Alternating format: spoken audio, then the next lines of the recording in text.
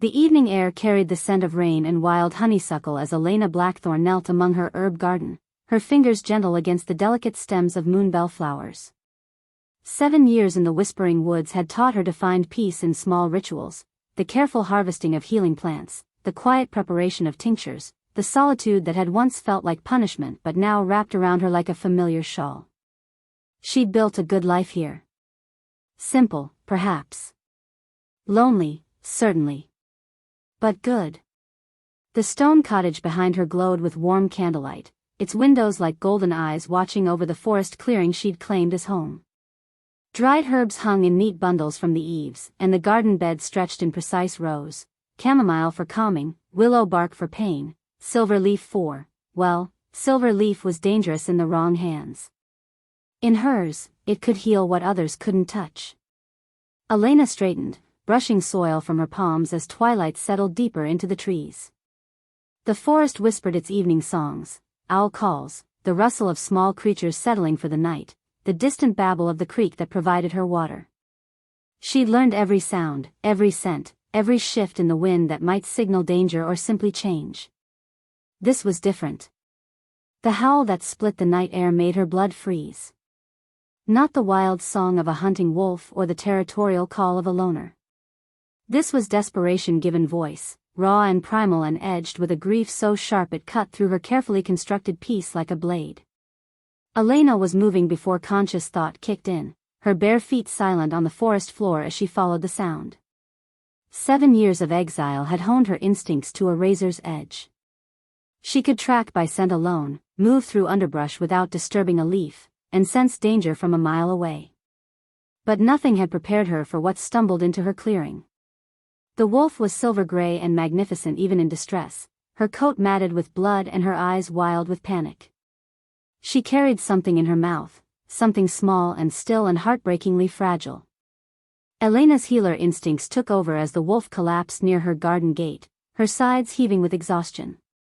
"Easy," Elena murmured, approaching slowly with her hands visible and non-threatening. "I'm here to help." The wolf whined, a sound so human in its desperation that Elena's chest tightened. She could see now what the mother carried, a pup, maybe 6 or 7 years old in human form, unconscious and burning with fever. His small body convulsed with shivers that had nothing to do with cold. Elena knelt beside them, her trained eye taking in the symptoms with clinical detachment even as her heart ached for the mother's obvious terror. The pup's breathing was shallow and rapid, his skin pale beneath a sheen of sweat. But it was the smell that made her stomach clench with recognition and dread. Silver. Liquid silver poisoning. "Oh, sweet goddess," she whispered, her hands hovering over the child without quite touching. "Who did this to him?" The mother wolf looked up at her with intelligent amber eyes that held a depth of understanding beyond animal awareness. She whined again, nudging the pup closer to Elena with her muzzle, and the gesture was so trusting, so desperate, that Elena felt tears prick her eyes. Silver poisoning was a death sentence for werewolves. The metal was toxic to their systems in any form, but liquid silver, weaponized and injected directly into the bloodstream, was designed to kill slowly and agonizingly. She'd seen it once before, years ago, and had been helpless to do anything but ease the victim's passing. But this was a child. An innocent who'd done nothing to deserve such cruelty. Elena's hands moved to examine the pup more closely, and that's when the scent hit her fully. Not just the metallic tang of silver, but something underneath it. Something that made her wolf stir restlessly in the back of her mind for the first time in months. Pine and mountain air. Clean snow and wild strength. The signature scent of power that could only belong to one bloodline. Silver moon. Elena's hands stilled, her breath catching in her throat. The pup bore the unmistakable scent markers of the Silver Moon pack, the pack that had banished her 7 years ago. The pack she'd sworn never to think about again, never to return to, never to. The child convulsed, a weak cry escaping his lips, and Elena's personal history became irrelevant. Whatever had happened between her and the Silver Moons, this boy was innocent. This boy was dying. "All right," she said softly, gathering the pup into her arms as carefully as she would handle spun glass. "Let's get him inside." The mother wolf followed her into the cottage, padding silently across the threshold Elena hadn't allowed another soul to cross in 7 years. The animal's presence should have felt like an invasion. Instead, it felt like coming alive again after a long, dreamless sleep. Elena laid the pup on her kitchen table, pushing aside dried herbs and mortar bowls to make room. His fever was worse under the lamplight, his small face flushed and drawn with pain. She could see the injection site now, a tiny puncture wound on his neck that spoke of precision and malice. Someone wanted him to suffer, she said grimly, reaching for her supplies. Liquid silver takes hours to kill. They wanted time to watch. The mother wolf growled low in her throat, the sound vibrating with rage and helplessness that Elena understood all too well. She worked quickly, checking the pup's vital signs and assessing the extent of the poisoning. Her hands moved with the confidence of long practice, but her mind raced through possibilities, rejecting each one as insufficient.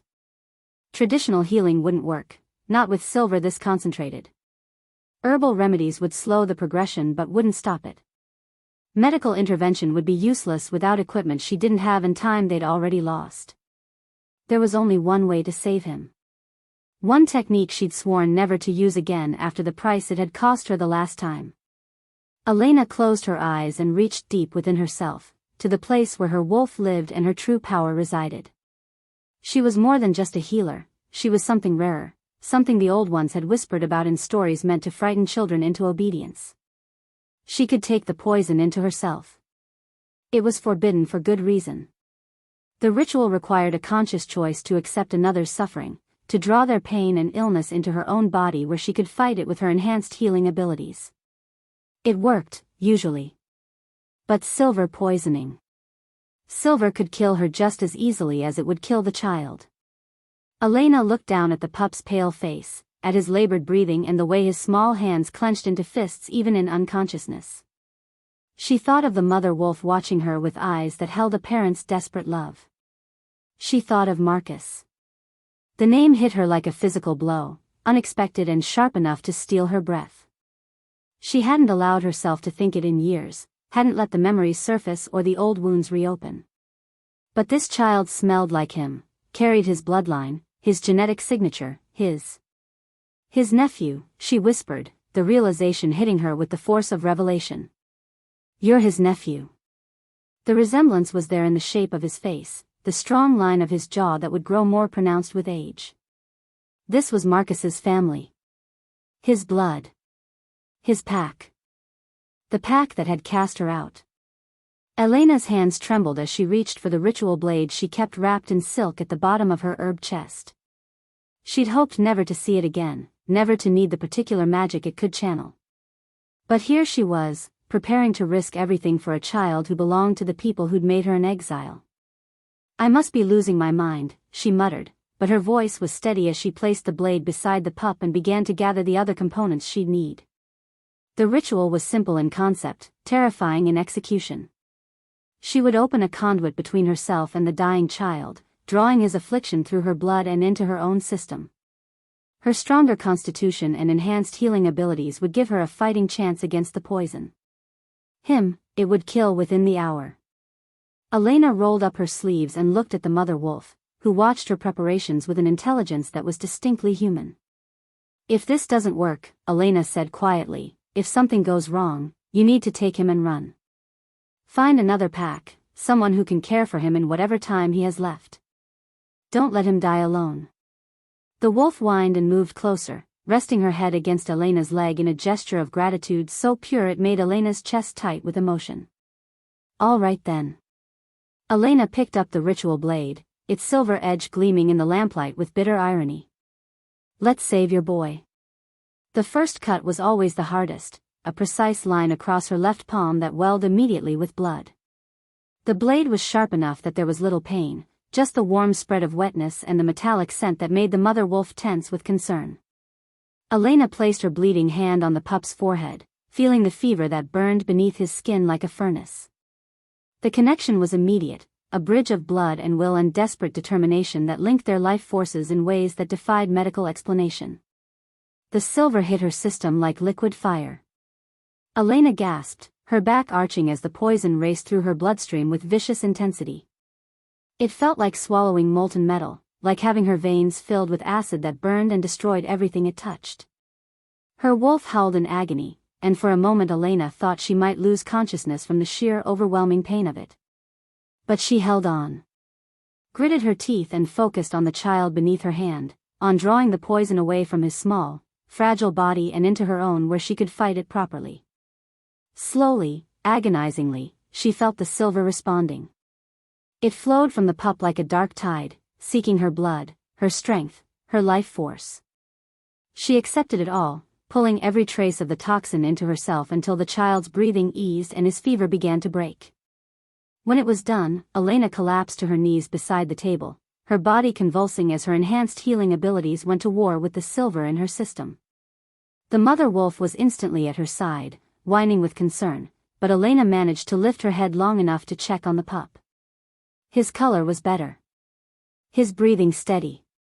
The fever that had been burning him alive was gone, replaced by the natural sleep of healing.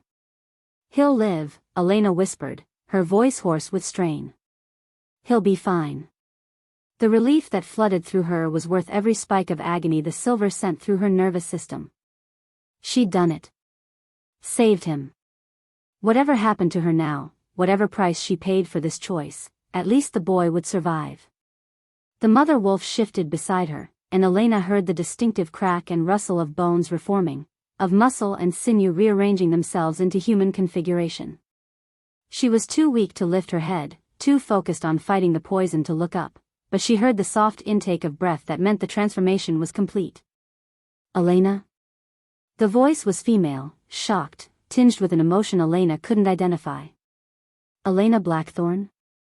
Is that really you?" Something in the tone made Elena's blood chill despite the silver fire racing through her veins. She managed to raise her head, squinting through pain-blurred vision at the woman kneeling beside her. Auburn hair. High cheekbones. Eyes the exact shade of amber she remembered from another life, another world where she'd been foolish enough to believe in happy endings. "Catherine," Elena breathed, recognizing Marcus's sister despite the years that had passed. "Oh, goddess. What are you doing here?" Catherine Silvermoon stared at her with an expression of wonder and dawning hope that made Elena's chest tight with old pain. She was older now, matured from the girl Elena remembered, but still beautiful in that effortless way that seemed to run in the Silvermoon bloodline. "Elena," Catherine whispered again, as if testing the name on her tongue.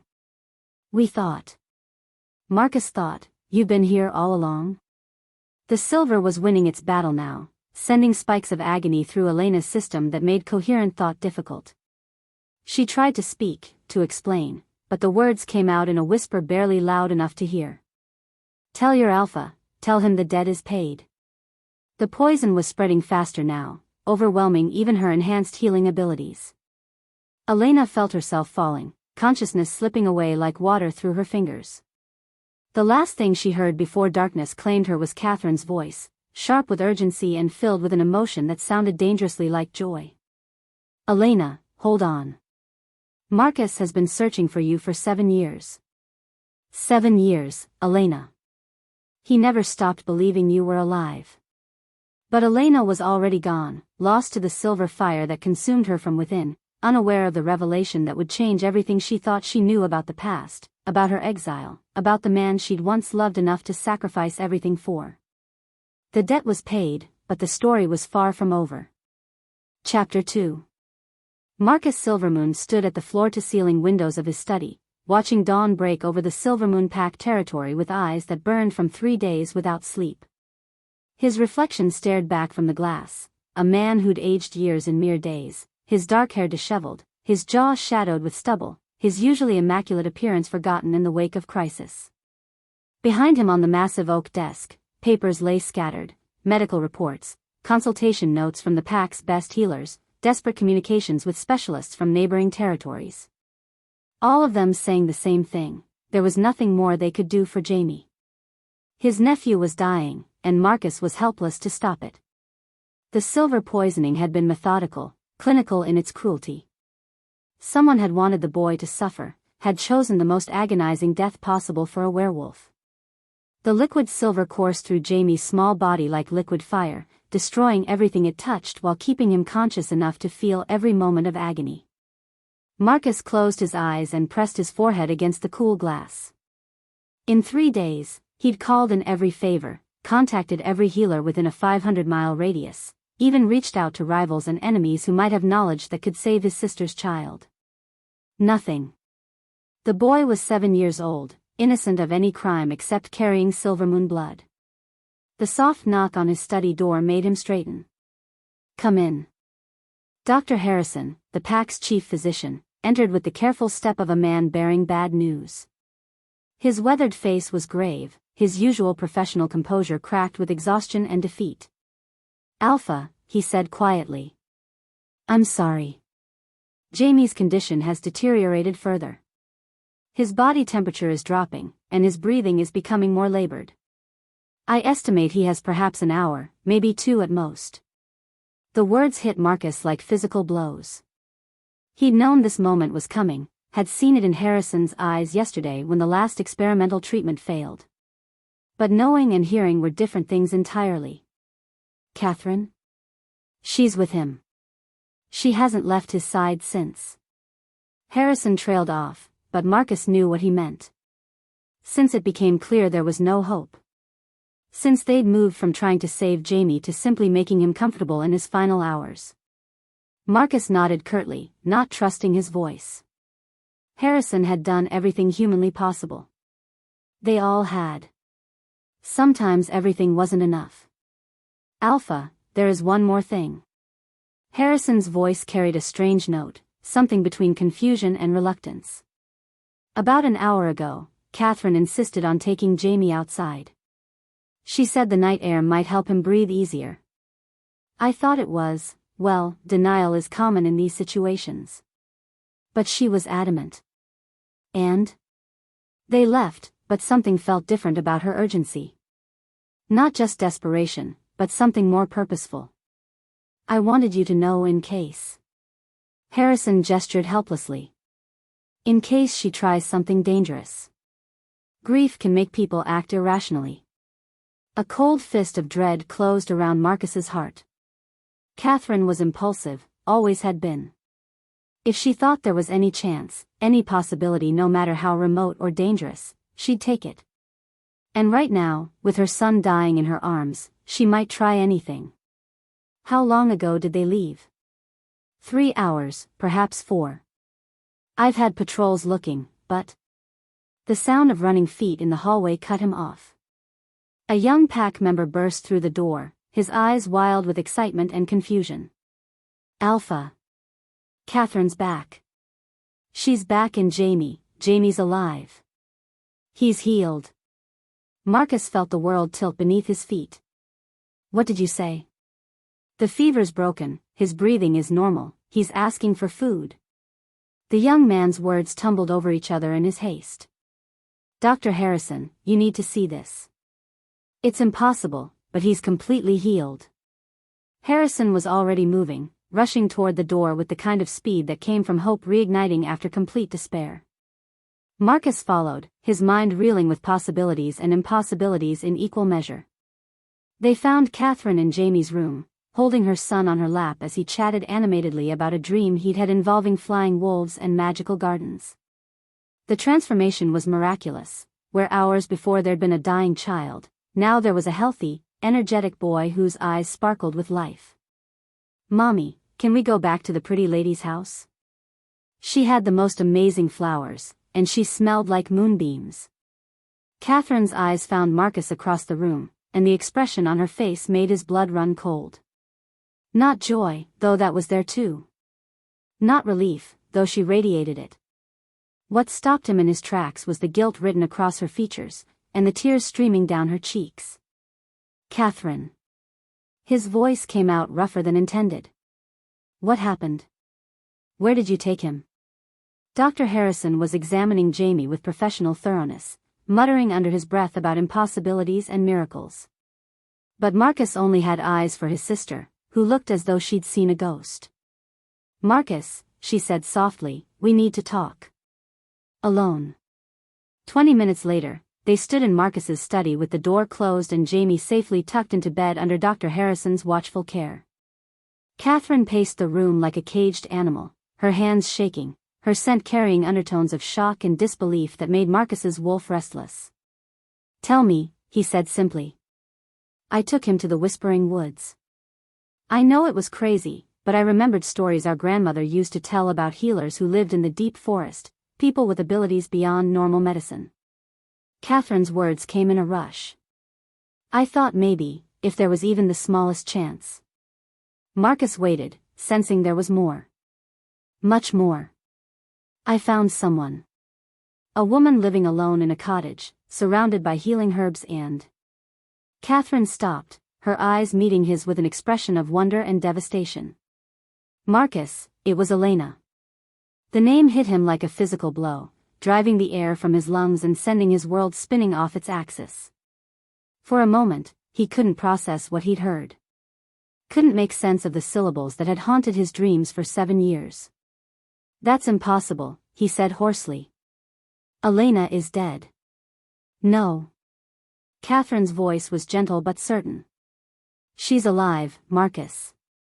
She's been living in the Whispering Woods this whole time. Miles away from us.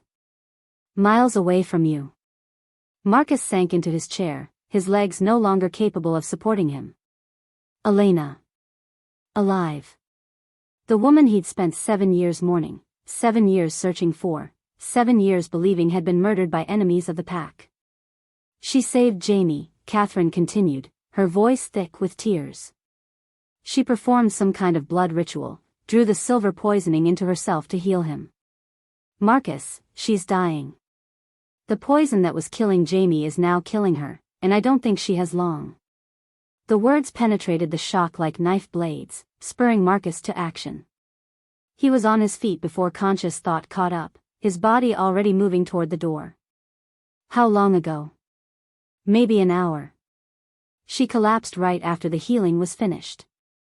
Marcus, she knew who Jamie was. She recognized his scent, knew he was Silvermoon blood, and she saved him anyway. That stopped him cold. "She knew?" Catherine nodded, fresh tears spilling over.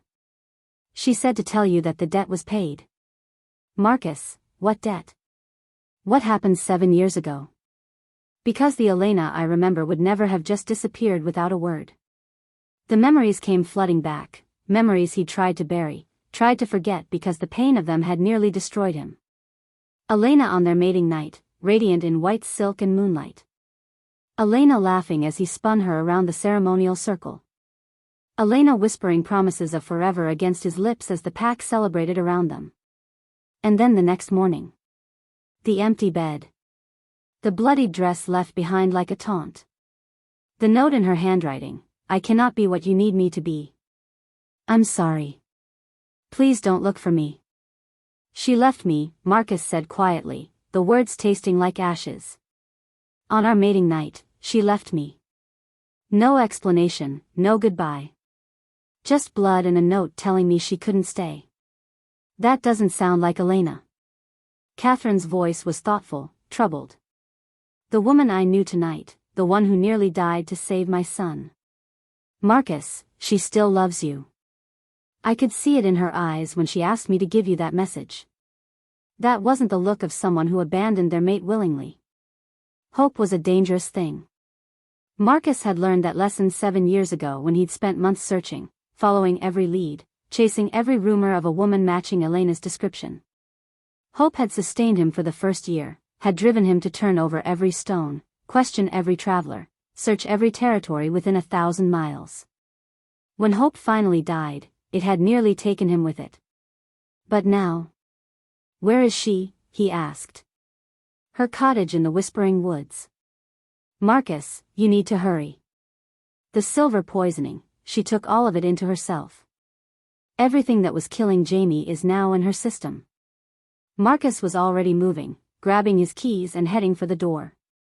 7 years of grief and rage and desperate longing crystallized into single-minded purpose. Elena was alive. Elena was dying. Everything else was background noise. "Marcus, wait." Catherine caught his arm. There's something else. When I was leaving, I heard her talking to herself. She was delirious from the poison, but she kept saying something about choosing. About how they made her choose between staying and watching everyone die. The words hit him like a revelation, pieces of a puzzle he'd been trying to solve for 7 years suddenly clicking into place. Elena hadn't left willingly. Someone had forced her to choose, had threatened the people she loved to make her go. Had threatened him. Marcus's wolf snarled with rage and the need for vengeance, but the human side of him focused on what mattered most. Elena was alive, and she was dying, and nothing else mattered until he could save her. He shifted into wolf form before he was fully out the door, his powerful legs eating up the ground as he raced toward the whispering woods. The forest seemed to part before him, branches bending away from his passage as if the very trees understood the urgency of his mission. 7 years. She'd been 7 years away from him, living alone, thinking he didn't want her. The waste of it, the cruel irony, made him howl his anguish to the moon. All this time, all the searching, all the sleepless nights wondering what had happened to her, and she'd been just miles away. As he ran, memories flooded through him with crystalline clarity. Elena's laugh, bright and infectious.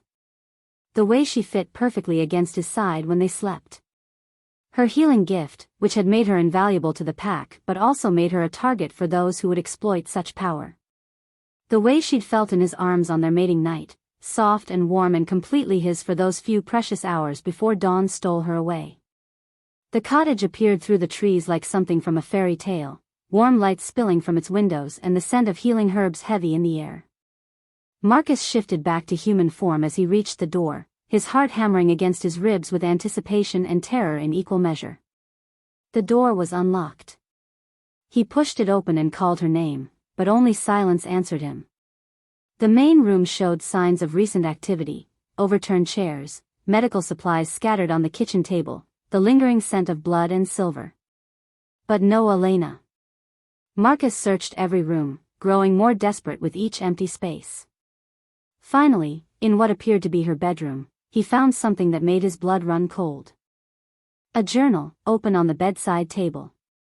Elena's handwriting, shakier than he remembered but unmistakably hers. The entry was dated just hours ago, and the words written there shattered what remained of his heart. The poison is spreading faster than I hoped. I can feel it burning through my veins like liquid fire, and I know I don't have long. If anyone finds this, if Marcus ever finds this, I want him to know the truth about that night 7 years ago. They came to me the day before our mating ceremony. 3 of them, faces hidden, voices disguised. They showed me photographs of Marcus, of Catherine, of his parents, of pack members whose only crime was loyalty to the Silvermoon name.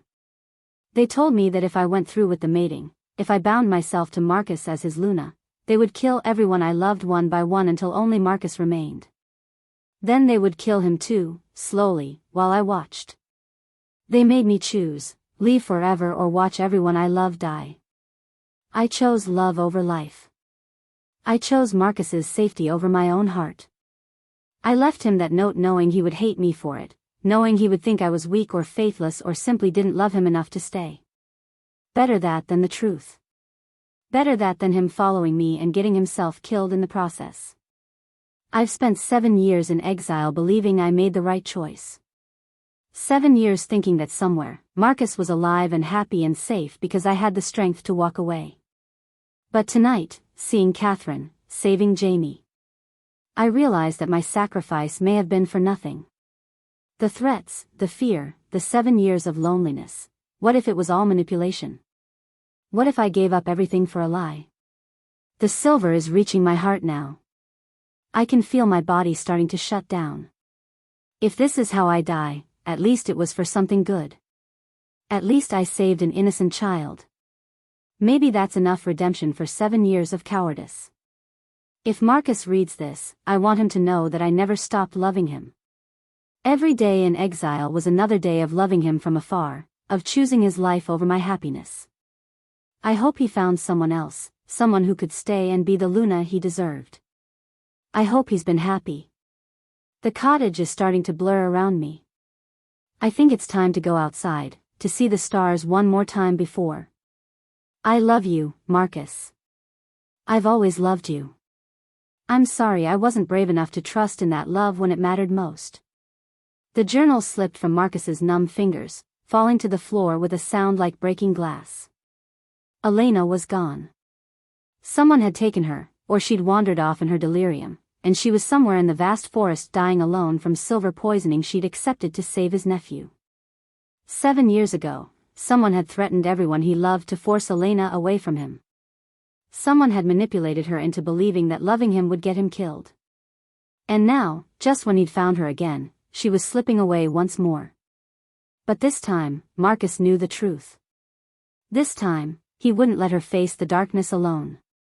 He threw back his head and howled, a sound of rage and determination that echoed through the forest like a war cry. Then he shifted once more and raced into the night, following the faint trail of Elena's scent and the silver poison that was slowly stealing her life. He would find her. He would save her. And then he would hunt down whoever had stolen 7 years from them and make them pay in blood and bone for every moment of suffering they'd caused. The hunt was on. Chapter 3. The first thing Elena registered was the absence of pain. For what felt like hours, silver fire had consumed her from the inside out, burning through her veins and eating away at her life force with methodical precision. She'd expected to die in her garden among the moonbell flowers, or perhaps beneath the old oak tree where she'd spent so many evenings watching the stars and remembering better times. Instead, she woke to antiseptic whiteness and the steady beep of machines she didn't recognize. Elena's eyes opened slowly, adjusting to harsh fluorescent lighting that seemed to pierce straight through her skull. The ceiling above her was institutional white, broken by metal tracks for privacy curtains and what looked like medical equipment. Tubes ran from her arms to 4 stands, and the steady rhythm of monitors filled the silence with electronic heartbeats. This wasn't her cottage. This wasn't anywhere she'd ever seen before. She tried to sit up and immediately regretted it. Her body felt wrong, weak and disconnected, as though her muscles had forgotten how to respond to her commands. The silver poisoning should have killed her by now. The fact that she was alive and apparently recovering made no medical sense. "Ah, you're awake. Excellent timing." The voice came from the shadows beyond the harsh circle of light illuminating her bed, smooth and cultured with just a hint of an accent she couldn't place. Something about it made her skin crawl, though she couldn't say why. A man stepped into the light, and Elena's breath caught in recognition. Tall and lean with silver-streaked hair and kind eyes behind wire-rimmed glasses, he looked like every patient's ideal of what a doctor should be. Professional, caring, trustworthy. Dr. Vincent Ashford. The name came to her with startling clarity, though she couldn't remember where she'd heard it or why it made her wolf stir restlessly in the back of her mind. He wore a white lab coat over expensive clothes and moved with the confidence of someone completely in control of his environment. "Dr. Ashford," she said, her voice coming out as barely more than a whisper. "How do I know your name?" His smile was warm and reassuring, the kind that had probably comforted thousands of patients over the years. "We've met before, Elena. Several times, actually. You've been my patient for quite some time." Elena frowned, trying to access memories that seemed frustratingly just out of reach. "I don't remember. The silver poisoning, am I dying? How am I still alive?" "The silver has been neutralized," Vincent said, moving to check one of the monitors beside her bed. "You're going to make a full recovery. Your healing abilities are truly remarkable, even more so than I initially estimated." Something about his tone made Elena's stomach clench with unease. "What do you mean, initially estimated?" "Doctor, I think there's been some confusion. I live alone in the Whispering Woods.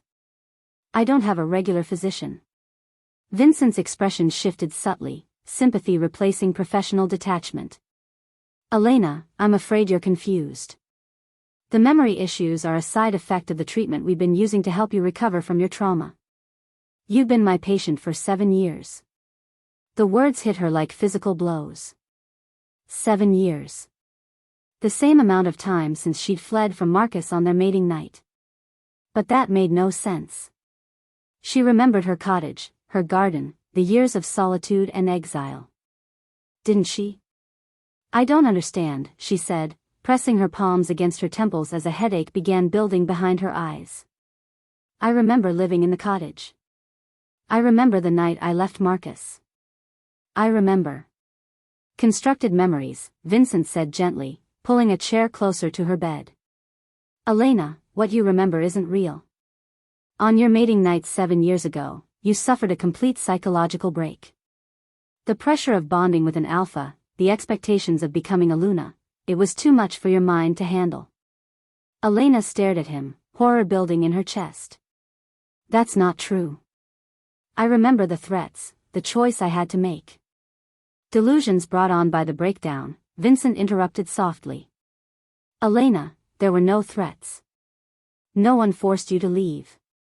You came to me that night, terrified and speaking about conspiracies that didn't exist. I've been treating you ever since, helping you build a stable life while working through your psychological trauma. The headache was getting worse, accompanied by flashes of images that didn't make sense. Elena in this same room, but younger. Vincent speaking to her in soothing tones while injecting something into her foreline. Years of treatments, of sessions, of gradually building the fiction of the cottage and the exile to give her mind something stable to hold on to. No, she whispered, but doubt was creeping in around the edges of her certainty. I saved a child tonight. Jamie. That was real. Yes, that was real, Vincent agreed. Your first real interaction with the outside world in 7 years. I've been preparing you for it gradually, allowing you supervised visits to the cottage we built for you in the woods. Tonight was meant to be another test of your stability, but when you encountered the poisoned child, your protective instincts overrode your conditioning. Elena's world was dissolving around her, everything she thought she knew crumbling into dust. The cottage isn't real? It's real, but it's part of your treatment facility. A controlled environment where you could practice living independently while still under medical supervision. Vincent's voice carried genuine compassion. Elena, you're the last of the Moon bloodline. Your healing abilities are unprecedented, but they come with a terrible psychological cost. Every life you save damages your own mind a little more. Moon blood. The word resonated in ways that felt both familiar and terrifying. Images flashed through her mind, ancient texts, bloodline ceremonies, whispered legends about healers who could absorb the suffering of others. I don't remember being Moon blood, she said weakly. Because I've been suppressing those memories to protect your sanity, Vincent explained.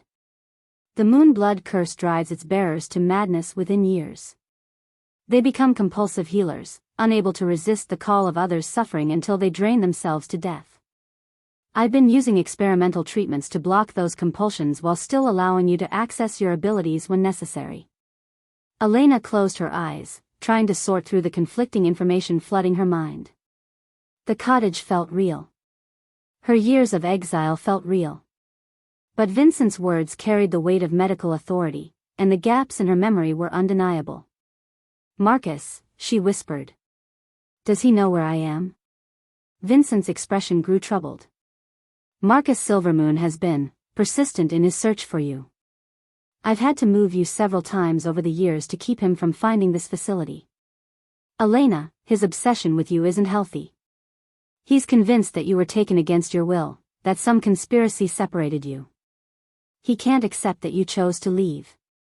But I didn't choose, Elena began, then stopped. Did she? The memories Vincent described felt foreign, but so did the memories she thought were hers. How could she tell the difference between truth and constructed fiction when both felt equally real and unreal? I know it's confusing, Vincent said gently. The mind protects itself by creating alternate narratives when reality becomes too painful to bear. But Elena, you're getting better. Tonight proved that. You were able to use your abilities consciously, with control, to save a life without losing yourself in the process. A new possibility occurred to her, one that made her stomach lurch with nausea. How many people have I healed over the years? How many times have you used my abilities? Vincent hesitated, and that moment of silence told Elena everything she needed to know. Only when absolutely necessary. Terminal cases that conventional medicine couldn't help. Elena, your gift could revolutionize medical treatment. We're on the verge of breakthroughs that could save millions of lives. How many? She repeated, her voice stronger now. 237 patients over 7 years, Vincent admitted. All of them would have died without your intervention. The number hit her like a physical blow. 237 lives saved, and she remembered none of them. How much of herself had she given away without knowing? How much of her life force had been drained to fuel Vincent's medical miracles? Elena tried to sit up again, ignoring the weakness in her limbs. The tubes in her arms felt like anchors holding her down, and she had the sudden desperate need to be free of them. I want to leave, she said. Elena, you're not ready. Your mind is still fragile, and the revelation of your true nature. I want to see Marcus. Vincent's composure cracked slightly. That would be extremely unwise. Elena, your relationship with Marcus is built on false memories and trauma responses. Seeing him could trigger another psychological break. But Elena wasn't listening anymore. Fragments of memory were surfacing, pieces of truth that Vincent's drugs couldn't completely suppress. She remembered waking up in this room before, many times. She remembered Vincent's voice soothing her back to sleep when she became agitated. She remembered the gradual construction of the cottage fantasy, each detail carefully crafted to give her a sense of agency and independence while keeping her completely under his control. Most horrifying of all, she remembered the patients. Not their faces or names, but the sensation of their illnesses flowing into her body, their pain becoming hers, their death replaced by her slowly diminishing life force. You've been killing me, she whispered. Vincent's mask slipped entirely. I've been saving you. Do you know what happens to untreated moonbloods, Elena? They heal compulsively until they die, usually within months of their first manifestation. You've survived 7 years because of my treatments. Your experiments, Elena corrected, her voice growing stronger with returning memory and rising anger. You didn't save me. You used me. She swung her legs over the side of the bed, yanking the 4 lines from her arms despite Vincent's protests. Blood welled from the puncture sites, but her enhanced healing was already beginning to close the wounds. Elena, please. You're not thinking clearly. I'm thinking clearly for the first time in 7 years. She stood on unsteady legs, using the bed for support. Where are my clothes? You can't leave. Not yet. There are protocols, procedures. Elena looked around the sterile room and noticed details she'd missed before.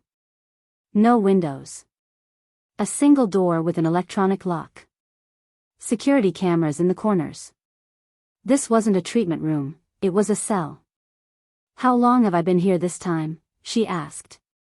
6 hours since we brought you in from the cottage. Elena, you collapsed from silver poisoning. You would have died if my team hadn't found you. Your team, Elena repeated slowly. You've been watching me. All this time, I thought I was living alone, but you've been watching me. Vincent's silence was answer enough. Elena moved toward the door, testing its handle and confirming what she'd already suspected. Locked. But as she touched the metal, something interesting happened. Her healing abilities, heightened by years of forced use, could sense the electronic mechanism. With concentration, she might be able to disrupt it. The cottage was never freedom, she said, pieces falling into place with horrible clarity. It was just a larger cage. You let me think I was independent while keeping me close enough to bring me back whenever you needed my abilities. Elena. How close? She demanded, turning to face him. How close to Marcus did you keep me? Close enough to torture him with my presence but far enough to prevent us from reuniting? Vincent's expression confirmed her worst suspicions. The psychological dynamics of separated mates provided valuable data for our bonding experiments. We needed to understand how forced separation affects the mate bond over time. The casual cruelty of it took Elena's breath away. 7 years of Marcus searching for her, 7 years of believing she'd abandoned him willingly, 7 years of both of them living in separate hells while Vincent documented their suffering for scientific purposes. You monster, she whispered. I'm a scientist conducting groundbreaking research that will benefit all of supernatural kind, Vincent replied, his composure returning now that his true nature was revealed. Elena, you're too valuable to let go.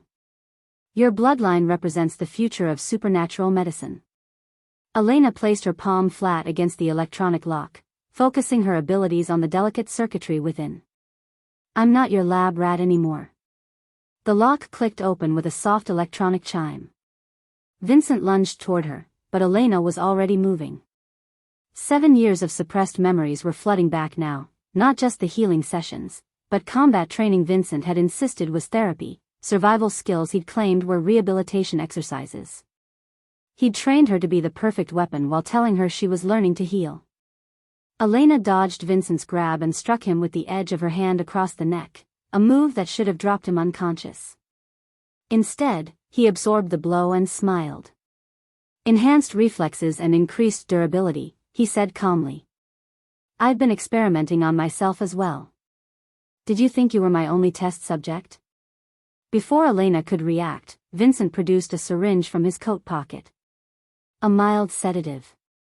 You'll wake up in a few hours feeling much more cooperative. Elena backed toward the door, her newly returned memories providing tactical information she didn't remember learning. Vincent had been preparing for this moment, had known that eventually her true memories would surface.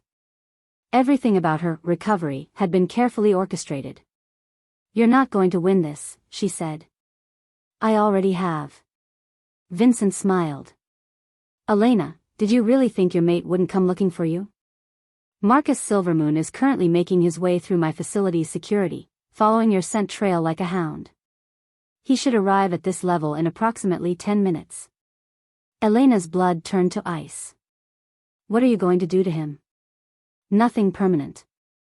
But alpha genetics combined with moon blood abilities, the applications are limitless. Vincent pulled out a phone and dialed a number. Yes, the alpha is here. Initiate Phase 3.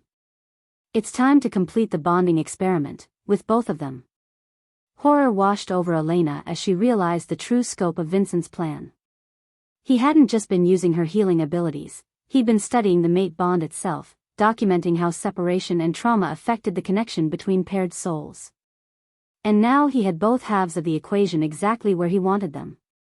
Marcus was walking into a trap, and Elena was the bait. Chapter 4. Elena's mind reeled as Vincent's words sank in. Phase 3. Bonding experiments. Marcus was walking into a trap designed specifically for him, and she was the lure Vincent had been preparing for 7 years. You orchestrated everything, she said, backing toward the door while keeping her eyes on Vincent's unnaturally calm face. Jamie's poisoning, Catherine finding me, Marcus discovering the truth, all of it was planned. Vincent's smile was cold and clinical. Every variable accounted for, every emotional response predicted and catalogued. Do you know how difficult it is to study the mate bond in its natural state? Werewolves are notoriously protective of their private affairs. But forced separation, artificial trauma, controlled reunification under laboratory conditions, fascinating data. The casual cruelty in his voice made Elena's stomach turn. She could hear sounds now from beyond the door, footsteps, voices, the electronic hum of security systems being activated. Vincent's facility was preparing for Marcus's arrival like a spider preparing its web. How many others? Elena demanded. How many other mated pairs have you destroyed for your research? Yours is the most successful long-term study, Vincent admitted, moving slowly toward her with the syringe still in his hand. 7 years of separation allowed us to document the degradation patterns of enforced mate bonds. Most pairs don't survive past the 3rd year of separation, suicide, madness, or death from the psychological trauma. You and Marcus are remarkably resilient specimens. The word specimens hit Elena like a slap. That's all they were to him, test subjects in his twisted experiments. She thought of Marcus searching for her year after year, never knowing she was mere miles away, never knowing that his pain was being carefully documented and analyzed. The silver poisoning tonight, she said, pieces falling into place. You arranged that too. A calculated risk. I needed to activate your healing abilities under stress while providing a plausible reason for Marcus to find evidence of your survival. The child was never in real danger. We have antidotes for our own weapons. Elena's healing senses, still heightened from the night's events, suddenly picked up something that made her blood run cold.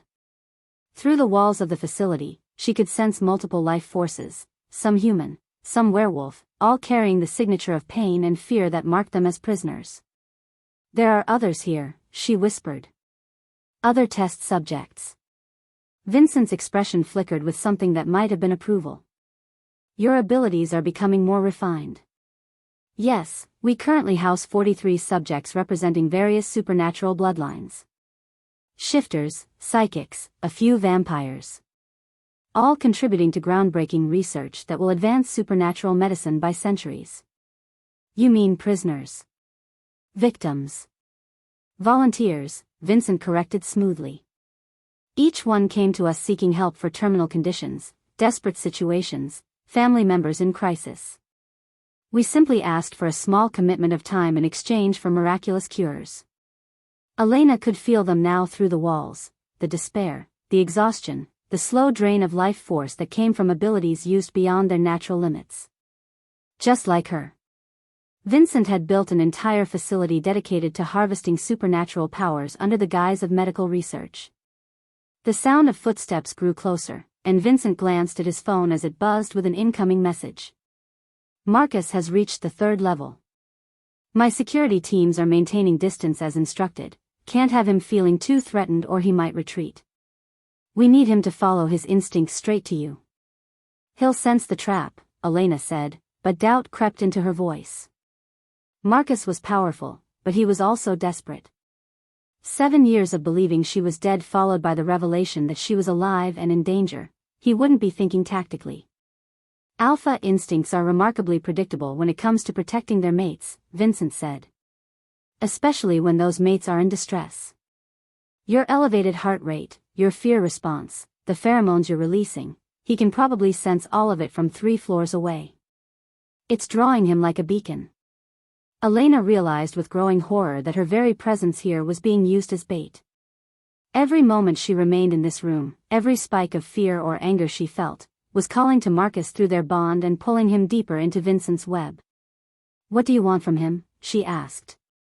Alpha genetics combined with moonblood healing abilities represent the ultimate supernatural enhancement, Vincent explained, seeming genuinely excited by the prospect. If we can force a complete rebonding under controlled circumstances, document the process, and then separate you again, the applications are limitless. Military enhancements, medical procedures, life extension for wealthy clients. The syringe in his hand gleamed under the harsh lights, filled with something clear and oily that made Elena's enhanced senses recoil. Whatever was in there, it wasn't just a sedative. That's a bonding accelerant, she realized, her moonblood heritage providing knowledge she didn't remember learning. You're going to force an artificial mate bond. Enhanced mate bond, Vincent corrected. The original connection between you and Marcus has been weakened by 7 years of separation and psychological trauma.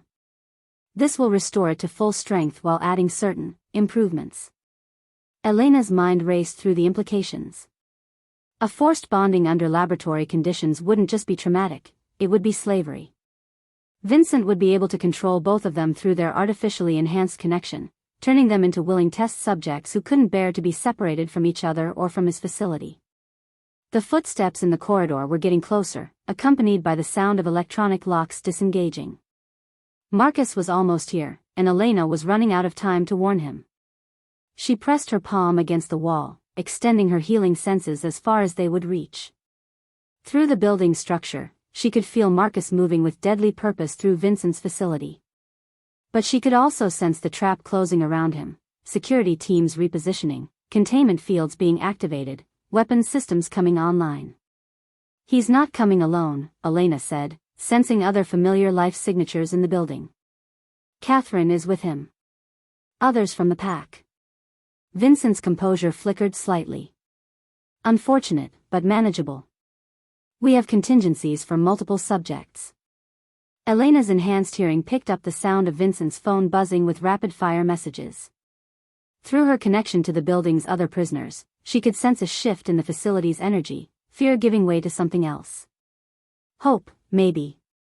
Or desperation. Your other test subjects know he's here, she realized. An alpha in the building, they can sense his power. Temporary excitement. Once the containment protocols are fully activated. Vincent's words were cut off by the sound of alarms beginning to wail throughout the facility. Red lights began flashing in Elena's room, and she could hear the electronic whine of emergency systems engaging. That's not supposed to happen, Vincent muttered, checking his phone with growing concern. Elena extended her senses again and felt her blood chill. Marcus wasn't just moving through the building, he was systematically destroying it. She could sense walls being torn apart, security systems being ripped from their moorings, electronic locks being crushed by raw strength and fury. He wasn't being careful. He wasn't being tactical. He was being an alpha whose mate was in danger, and nothing was going to stand between him and Elena. You underestimated him, Elena said. Vincent's calm facade cracked entirely. Impossible. We calculated for enhanced alpha responses, prepared countermeasures. The building shook as something heavy impacted the floor below them. Through her connection to the facility's prisoners, Elena could feel their excitement growing. Some of them were breaking free from their own containment, taking advantage of the chaos Marcus was creating. Your facility is falling apart, Elena observed with grim satisfaction. 7 years of studying the mate bond, and you still don't understand what you're dealing with. Vincent raised the syringe, his scientific composure giving way to something more primal and desperate. Then we'll have to accelerate the timeline. 1 injection, Elena, and you'll be calm and compliant when Marcus arrives. We can complete the bonding experiment and restore order. Elena felt her healing abilities surge in response to the threat, power flowing through her system like liquid fire. But this time, instead of the gentle warmth she'd always associated with her gift, there was something else. Something darker and more dangerous. The moon blood curse Vincent had mentioned wasn't just about compulsive healing. It was about balance. For every life saved, for every injury healed, there was an equal and opposite reaction. Elena had been absorbing others' pain and suffering for 7 years, and all of that accumulated darkness was still inside her, suppressed but not destroyed. You want to see what moon blood abilities can really do? Elena asked, her voice carrying a resonance that made the electronic equipment in the room hum with interference. You want to complete your research? Vincent took a step back, recognizing too late that his test subject had become something beyond his control. Elena placed both palms against the wall and let her abilities flow outward, not healing this time, but the opposite. All the pain she'd absorbed, all the suffering she'd taken into herself, all the accumulated damage from 7 years of forced healings, she pushed it back out into Vincent's facility. The building's lights flickered and died. Electronic systems sparked and failed. In the darkness, Elena could hear Vincent cursing as his carefully controlled environment collapsed around him. But she could also sense something else, Marcus, much closer now, his presence blazing like a beacon through their mate bond. He'd felt her power surge and was homing in on it like a guided missile. Elena. His voice echoed through the building, raw with desperation and fury. Vincent lunged at her in the darkness, but Elena was no longer the confused, weakened woman who'd awakened in his facility. 7 years of suppressed memories were flooding back, including combat training he'd given her while telling her it was therapy. She sidestepped his attack and struck him in the solar plexus, dropping him to his knees. The bonding experiment is over, she said. But as she moved toward the door, Vincent's voice stopped her cold. Elena. His tone was different now, desperate, but also triumphant. Look at what you've just done. Look at the power you've unleashed. Elena turned back, her enhanced vision allowing her to see him clearly despite the darkness. He was smiling, blood trickling from his mouth but his expression exultant. You've just proved everything I theorized about moon blood abilities. The healing and the destruction are 2 sides of the same coin. And now, with Marcus almost here, with your bond about to be restored.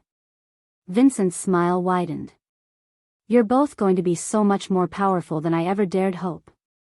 The building shook again, and Elena could feel Marcus getting closer. But she could also sense something else now, a change in herself, in the very nature of her abilities. Vincent was right. What she'd just done wasn't healing, it was the opposite. And the power was intoxicating. In the distance, she could hear Vincent's security teams regrouping, containment protocols being activated manually, and the sound of weapons being powered up. Marcus might be strong, but he was walking into a facility designed specifically to contain supernatural beings. Elena made her choice. She placed her hand on the door handle and prepared to go to him, to warn him, to fight beside him. But as she did, she felt something shift inside her, something fundamental about her abilities, her nature, her very identity. The Moonblood curse wasn't just about healing. It was about balance. And Elena was about to discover what happened when that balance was permanently disrupted. Through the walls, she could hear Vincent speaking into his phone, his voice carrying clearly in the sudden silence. Phase 3 is proceeding ahead of schedule. The subjects are exceeding all projections. Begin final containment protocols and prepare the bonding chamber. We're about to make history. Elena's blood ran cold as she realized Vincent's trap was even more elaborate than she'd suspected. He hadn't just been waiting for Marcus to arrive, he'd been counting on Elena to lose control, to demonstrate the destructive side of her abilities. Everything that had just happened was part of his plan.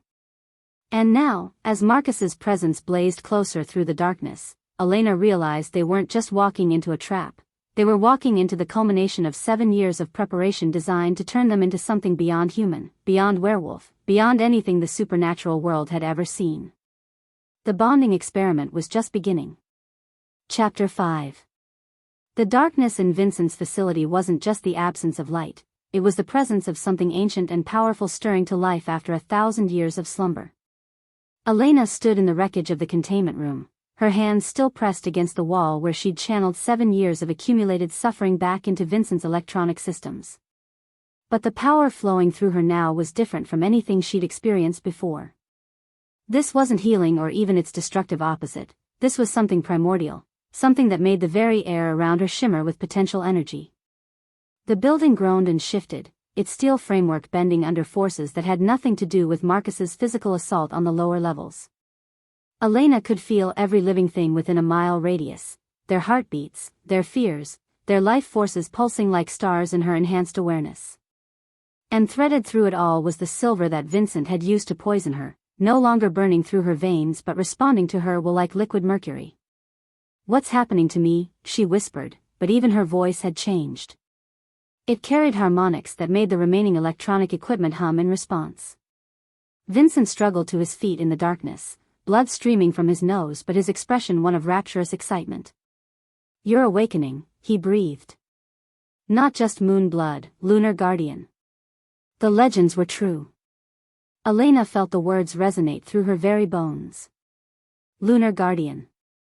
Images flashed through her mind, ancient texts, bloodline ceremonies, stories passed down through generations about a being of immense power who appeared once every 1,000 years to restore balance to the supernatural world. "The silver wasn't killing you," Vincent continued, backing toward an emergency exit while keeping his eyes locked on Elena's transforming figure. "It was the catalyst. The lunar guardian can only awaken through silver fire, the very thing that destroys other werewolves becomes the key to your ascension." Elena looked down at her hands and gasped. Her skin was beginning to glow with soft silver light, and she could see the tracery of power flowing through her veins like liquid starlight. When she concentrated, the silver that had poisoned her earlier rose to the surface of her skin and began to form intricate patterns, protective runes, healing sigils, symbols of power that belonged to no human language. "Elena." Marcus's voice echoed through the building, much closer now. She could feel him through their mate bond, blazing with fury and determination as he fought his way toward her. But she could also feel something else, the terrible weight of the power settling into her bones, changing her at a cellular level.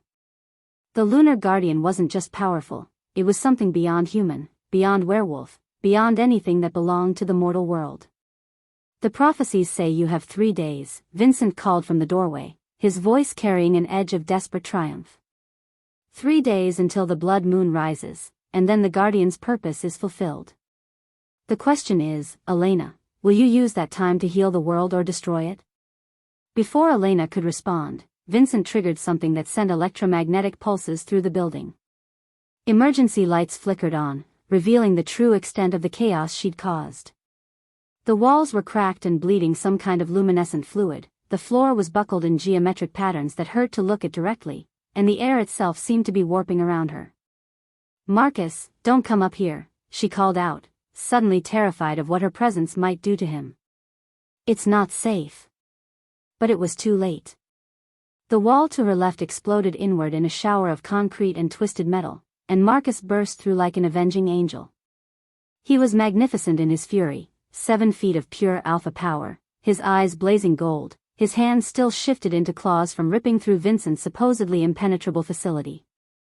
He stopped short when he saw her, his expression shifting from rage to wonder to something approaching fear. "Elena?" His voice was barely a whisper. She knew what he was seeing. The silver light emanating from her skin, the way the air shimmered around her like heat waves, the intricate patterns of power that were still forming across her body like living tattoos.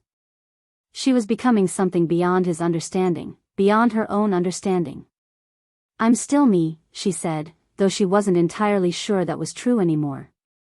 Marcus took a cautious step forward, and Elena felt their mate bond flare to life with an intensity that made them both gasp. But it was different now, stronger, deeper, tinged with the silver fire of her awakening power. Through the connection, she could feel his life force as clearly as her own, could sense every injury he'd sustained fighting through Vincent's facility, could.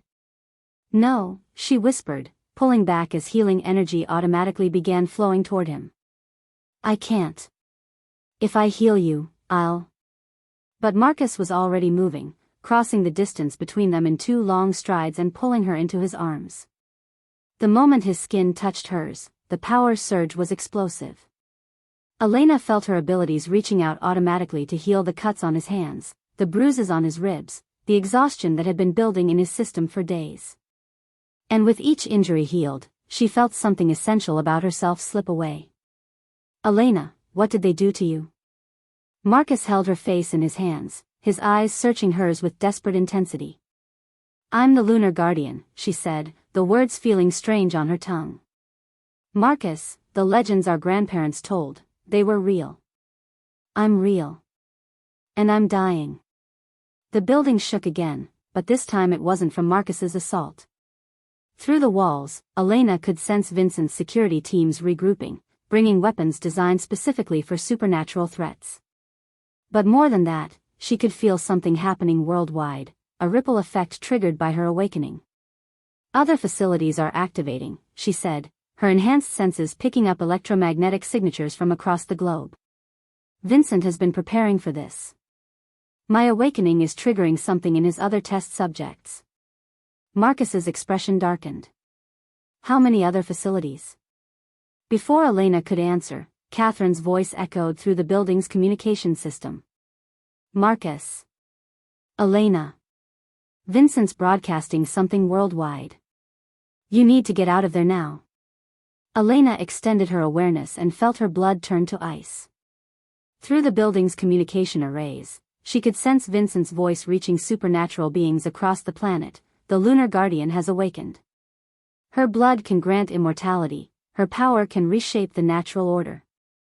The age of supernatural evolution has begun. He's calling them here," Elena whispered. "Every supernatural being with enough power to be dangerous. He's telling them where to find me." Marcus's grip on her tightened. "Then we leave. Now." But as they moved toward the hole Marcus had created in the wall, Elena felt something that made her stumble. Through her connection to Vincent's other test subjects throughout the facility, she could sense their desperation, their pain, their hope that the presence of a Lunar Guardian might finally mean freedom. "I can't leave them," she said. "The others Vincent has been experimenting on, I can feel them. They're counting on me. Elena, you can barely stand. Whatever this awakening is doing to you, I can save them." Elena pulled away from Marcus, silver light beginning to pulse more brightly around her. "All of them. I can heal their damage, break Vincent's conditioning, give them their lives back." "At what cost?" Marcus demanded. Elena, every time you use your power, you're becoming less you. He was right. She could feel it happening, her humanity slipping away piece by piece, replaced by something vast and cold and utterly alien. The lunar guardian wasn't meant to love, wasn't meant to have personal attachments or human emotions. It was meant to restore balance, to make the hard choices that preserve the greater good. But when she looked at Marcus, when she felt the mate bond pulsing between them, she could still remember what it felt like to be human. To choose love over duty, personal happiness over cosmic responsibility. You can anchor me, she realized. The mate bond, it's the only thing keeping me grounded.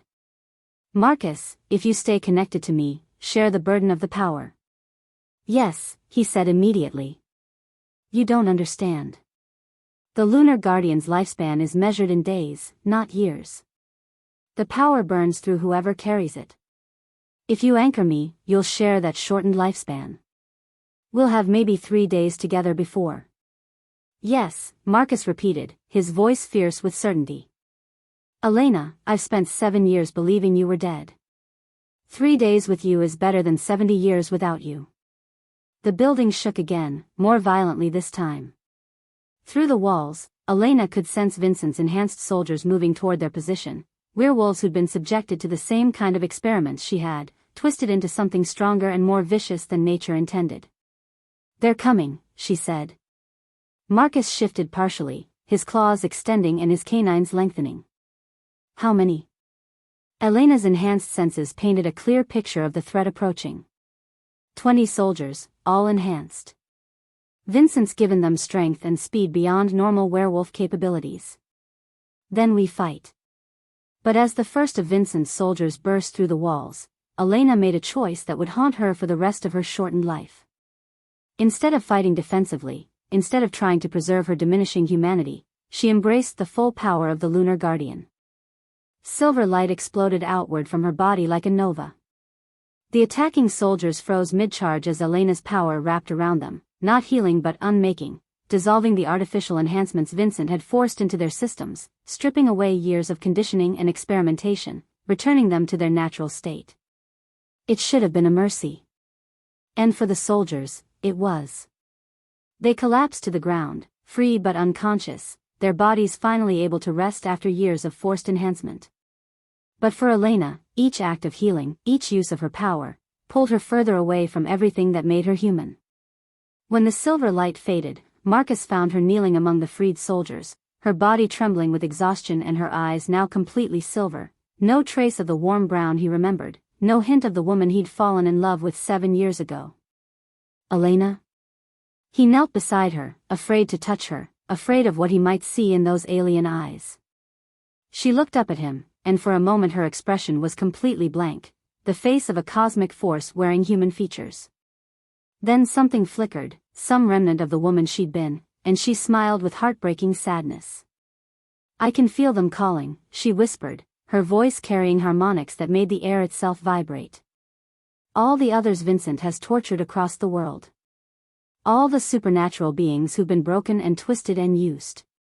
They want me to come home, Marcus. They want the Guardian to bring them peace. Marcus reached for her, and she let him pull her into his arms. But her body felt different now, lighter, as if she were already beginning to fade from the physical world. Her skin was still warm, but underneath it he could feel power flowing like liquid lightning, alien and vast and utterly inhuman. Stay with me, he pleaded. Elena, stay human. Stay mine. She pressed her face against his neck, and he felt tears on his skin, but when he looked, the tears were silver, like liquid starlight. I'm trying, she whispered. But they're calling so loudly, and the power wants to answer. It wants to fix everything, heal everything, restore the balance that Vincent and others like him have shattered. Through the walls, they could hear Catherine's voice over the facility's communication system. Marcus. Vincent's gone. He took samples, research data, everything. And there are vehicles approaching from all directions. I think he's called in reinforcements. Elena closed her silver eyes and extended her senses. She could feel them coming, dozens of supernatural beings drawn by Vincent's broadcast, all of them desperate or greedy or simply curious about the power of a lunar guardian. Some came seeking healing, others came seeking to steal her abilities for themselves. "We need to leave," Marcus said urgently. "I know." Elena struggled to her feet, leaning heavily on his strength. "But Marcus, everywhere we go, they'll follow. Vincent has made sure of that. And every time I use my power to protect us, every time I heal or fight or save someone." She looked at him with those alien silver eyes. "I become less Elena and more guardian. Then we find another way." But even as he said it, Marcus could see the truth in her transformed features. The lunar guardian wasn't meant for a quiet life, wasn't meant for love or happiness or personal desires. It was meant to burn bright and brief, to restore balance to the supernatural world, and then to fade away until the next time it was needed. Elena Blackthorne was dying, being consumed from within by cosmic power that cared nothing for human hearts or werewolf bonds. And Marcus was helpless to save her from a destiny written in starlight and silver fire. The woman he loved was becoming something beautiful and terrible and utterly beyond his reach. And they had 3 days to say goodbye. Chapter 6. The voices came to Elena in her dreams as she and Marcus raced through the forest, fleeing Vincent's facility as dawn painted the sky in shades of blood and gold. Whispers in languages older than human memory, calling her deeper into the ancient woods where mortal feet had never tread. "Come home, daughter of starlight. Come home where the truth waits."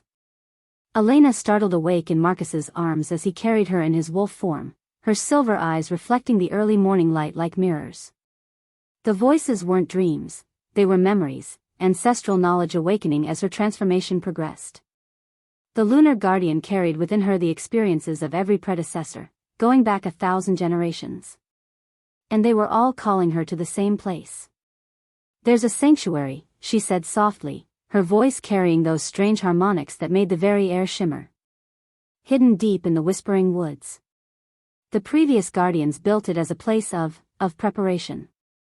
Marcus shifted back to human form, setting her gently on her feet beside a stream that ran silver in the morning light. His dark eyes searched her face with desperate intensity, looking for any trace of the woman he'd loved beneath the cosmic power that was consuming her. "Preparation for what?" he asked, though Elena could see in his expression that he already suspected the answer. "For the choice," Elena whispered, her silver-traced hands trembling as ancestral memories flooded through her consciousness. "Marcus, the lunar guardian isn't what I thought. What any of us thought." The voices grew stronger as they moved deeper into the forest, guiding Elena along paths that appeared beneath her feet as if the earth itself was reshaping to accommodate her passage. Ancient trees bent their branches in reverence, and flowers bloomed out of season wherever her silver light touched the ground. Marcus walked beside her, his hand in hers, and Elena clung to that connection like an anchor. Each time the cosmic power threatened to sweep her consciousness away entirely, the warmth of his touch, the steady pulse of their mate bond, pulled her back to herself. But she could feel it weakening. Not Marcus's love, that burned as fierce as ever, but her ability to remain human enough to return it. The sanctuary revealed itself gradually, rising from the forest floor like something that had grown rather than been built. Crystalline spires twisted toward the sky, their surfaces covered in the same silver runes that were still forming across Elena's skin. At the center stood a circular chamber with walls that seemed to be made of condensed moonlight, translucent and luminous and utterly beautiful. "My God," Marcus breathed, his alpha senses recoiling from the sheer otherworldly power emanating from the structure. Elena approached the entrance, and the massive doors, carved from some stone that shifted color like oil on water, swung open at her approach. Inside, the air itself hummed with ancient magic, and Elena could sense them immediately. The spirits of the previous lunar guardians. They materialized slowly, 11 figures wreathed in silver fire, their faces bearing the same alien beauty that Elena could feel claiming her own features. Each one had made the choice that Elena now faced, and each one bore the weight of cosmic responsibility that had stripped away their humanity. "Welcome, sister," they spoke in unison, their voices like wind chimes made of starlight. "Welcome to the truth." Elena stepped into the circle they formed, and instantly her mind was flooded with visions. 11 different times throughout history when the supernatural world had grown too corrupt, too dangerous, too removed from the natural order. And 11 times when a lunar guardian had appeared to restore the balance. Not through healing. Through cleansing. Elena saw cities burned to ash by silver fire, corrupted bloodlines ended in single nights of terrible judgment, entire species wiped from existence because they had strayed too far from their intended purpose. The lunar guardians weren't healers, they were cosmic antibodies, appearing when the supernatural world's infection threatened to spread to the mortal realm. No, Elena whispered, backing away from the visions. I won't. I can't. The corruption spreads even now, the spirits replied, their combined voice gentle but implacable. Vincent Ashford is but one symptom of a larger disease. Supernatural beings trafficking in human lives, using their gifts for personal gain, breaking the ancient compacts that keep our world separate. The balance must be restored. Through the sanctuary's crystal walls, Elena could see the extent of the corruption they meant. Her enhanced senses showed her Vincent's network spreading across the globe, dozens of facilities where supernatural beings were captured, experimented upon, their abilities harvested for profit. She saw vampires running blood farms, werewolf packs enslaving human communities, psychics selling their services to the highest bidder regardless of the moral cost. There has to be another way, Elena said desperately. There is, said the spirit at the center of the circle, her form more solid than the others. She had been the first guardian, the one who established the pattern that all others followed. You can choose to sacrifice yourself instead of the world. Seal away the guardian power forever, let the corruption spread unchecked, but spare the millions who would die in the cleansing. Elena felt Marcus step up beside her, his presence a warm anchor in the cold cosmic vastness of the sanctuary. What would happen to the world, he asked. Eventual destruction, the first guardian replied honestly. The corruption would spread until the supernatural and mortal realms collided catastrophically. But that might take centuries. Other solutions might be found. It is possible. And Elena? Would die immediately, came the brutal answer. The guardian power cannot simply be abandoned. It must be channeled into destruction or into self-sacrifice. There is no third option. Elena closed her silver eyes, feeling the weight of cosmic responsibility settling on her shoulders like a cloak made of starlight and sorrow. 11 previous guardians had chosen destruction, chosen to trust in the greater good over individual lives. She was being asked to either follow their example or become the first to choose differently. The decision was interrupted by the sound of approaching vehicles, their engines growing louder as they converged on the sanctuary from multiple directions. Through her enhanced senses, Elena could feel them, Vincent's enhanced soldiers, supernatural beings drawn by his worldwide broadcast, and at the center of it all, Vincent himself, radiating the kind of controlled malice that spoke of careful planning. He followed us, Marcus growled, his body already beginning to shift as his protective instincts kicked in. No, said the first guardian, her ethereal form turning toward the approaching threat. He has been guiding you here. Vincent Ashford knows what you are, Elena. He has always known. The truth hit Elena like a physical blow. The experiments. 7 years of forcing me to use my abilities, of pushing me to my limits. He was not trying to study you, another guardian spirit confirmed. He was trying to corrupt you. A lunar guardian chooses destruction or sacrifice based on her connection to humanity. If that connection is severed, if she is isolated and traumatized enough, she becomes his weapon, Elena finished, horror washing over her. The sanctuary's crystal walls began to resonate with a low, threatening hum as Vincent's forces surrounded the ancient structure. Elena could sense his enhanced soldiers taking positions, their artificial strength and speed making them formidable opponents even for Marcus's alpha abilities. But it was Vincent himself who drew her attention. As he stepped into view outside the sanctuary, Elena could see the truth of what he'd become. The man who had tortured her for 7 years, who had stolen her memories and used her abilities, was no longer entirely human. His form flickered and shifted, revealing technological enhancements that went far beyond anything he'd used on his other test subjects. Elena. Vincent's voice echoed through the crystal walls, amplified by some electronic device that made it sound like the voice of a god. I know you can hear me, Guardian. I know what choice you're struggling with. The Guardian spirits began to fade, their forms becoming translucent as Vincent's presence polluted the sanctuary's ancient peace. Choose quickly, they warned Elena. His corruption spreads even here. Soon you will not be able to access the Guardian's full power. Marcus moved to Elena's side, his hand finding hers as he prepared for the battle that was coming. Whatever you decide, he said quietly, I'm with you.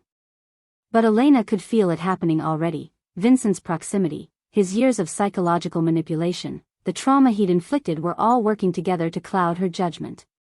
The cosmic perspective that should have made her choice clear was being overwhelmed by personal pain, personal anger, personal desire for revenge. Exactly what Vincent had been counting on. Marcus, Elena said urgently, the mate bond. It's anchoring me to my human emotions, but it's also limiting my access to the Guardian power. I can't think clearly, can't see the cosmic perspective I need to make this choice properly. She felt him tense beside her, understanding immediately what she was asking. No, he said firmly. Elena, I won't sever our bond. There has to be another way. If I can't access my full power, Vincent will capture me, use me as his weapon. And if he does that, Elena's voice broke as she saw the future Vincent intended. He'll force me to cleanse the world anyway, but under his control. Millions will die to serve his vision of supernatural supremacy. The sanctuary shook as Vincent's forces began their assault, weapons designed specifically for supernatural targets lighting up the crystal walls with deadly energy. Marcus shifted fully, his massive wolf form positioning itself between Elena and the approaching threat. But Elena could see the futility of it. Vincent had spent years preparing for this moment, had enhanced his soldiers specifically to counter alpha abilities. Marcus was powerful, but he was outnumbered 50-1 by enemies designed to kill him. Elena. Vincent's voice boomed again. I'm giving you one last chance to surrender peacefully. Come with me willingly, and I'll make your mate's death quick and painless. Elena felt the Guardian power surge within her, responding to the threat against Marcus. Silver fire began to dance around her hands, and she could sense every life force in Vincent's army like targets painted in her enhanced vision. She could destroy them all with a thought, could turn Vincent's enhanced soldiers into ash and memory. But each act of destruction would pull her further from her humanity, would make the final choice between cleansing and sacrifice impossible to make rationally. Marcus, reading her expression, made his own choice. As the sanctuary's walls exploded inward under Vincent's assault, as enhanced soldiers poured through the breach with weapons raised, Marcus closed his eyes and began the ancient ritual that would sever their mate bond permanently. Elena felt it immediately, the gradual loosening of the connection that had anchored her to the mortal world, the slow dissolution of the emotional ties that had kept her human. Marcus, no, she cried, but it was too late. The bond-severing ritual, once begun, could not be stopped. And with each word Marcus spoke in the old tongue, Elena felt herself becoming more guardian and less woman, more cosmic force and less individual soul.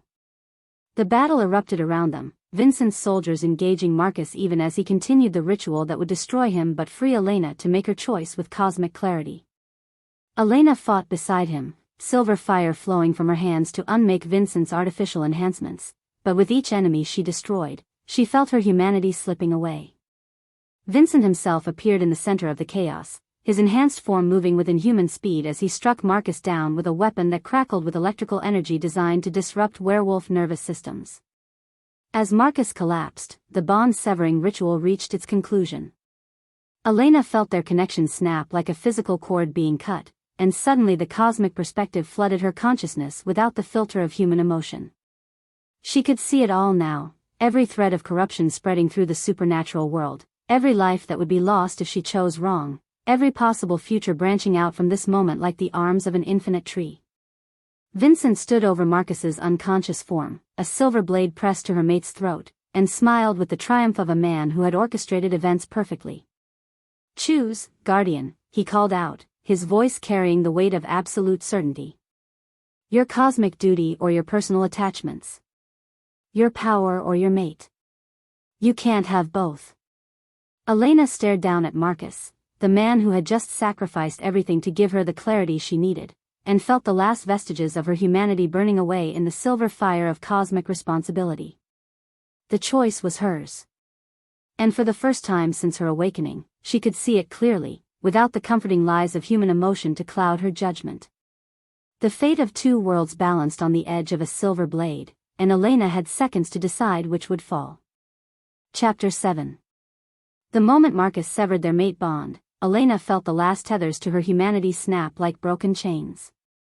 Power exploded through her in a torrent of silver fire that transformed the ancient sanctuary into something beyond mortal comprehension.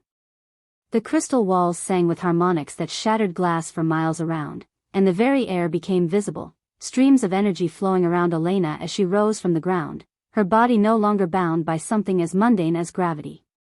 Vincent's enhanced soldiers, caught in the epicenter of her transformation, simply ceased to exist.